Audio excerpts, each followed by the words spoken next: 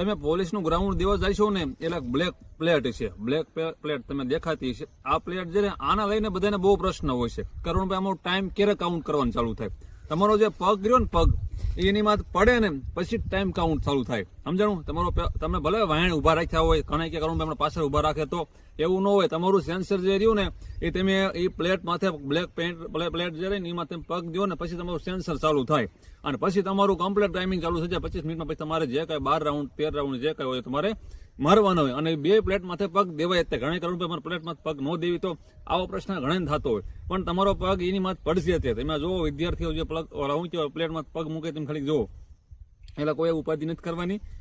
પ્લેટમાં તમારો પગ પડશે તે અને કમ્પ્લીટ ટાઈમિંગમાં તમારું ગ્રાઉન્ડ પૂરું પણ થઈ જશે. બરોબર? પણ ટેન્શન નથી લેવાની. જેટલું તમે મનથી મક્કમ હશો ને એટલું તમે ગ્રાઉન્ડ પાસ કરી શકશો. બરોબર? ઘણા વિદ્યાર્થીઓ એવા હતા કે એક દિવસ દોડ્યા નથી ગ્રાઉન્ડ પાસ થઈ ગયા છે. તમારા મિત્ર સરકારમાં કોઈ હશે જ એવું. એટલે ખોટી ઉપાધિ ન કરો, આરામથી ગ્રાઉન્ડ દઈ આવો. બ્લેક પ્લેટ ને એવું કઈ વિચારોમાં જ તે અત્યારે તમે એકદમ ફ્રી માઇન્ડ કરીને જાઓ કે આપણે ગ્રાઉન્ડ છે વ્યવસ્થિત દોડવાનું છે કે ના દોડી વાળવાનું છે અને દઈને યુવાનો તમે પાસ થઈ જશો. હું તમને ચેલેન્જ આપું છું. બરોબર? બુક છે 7 થી 12 નો ઇતિહાસ, 7 થી 10 નું સામાજિક વિજ્ઞાન, 11-12 નો ઇતિહાસ.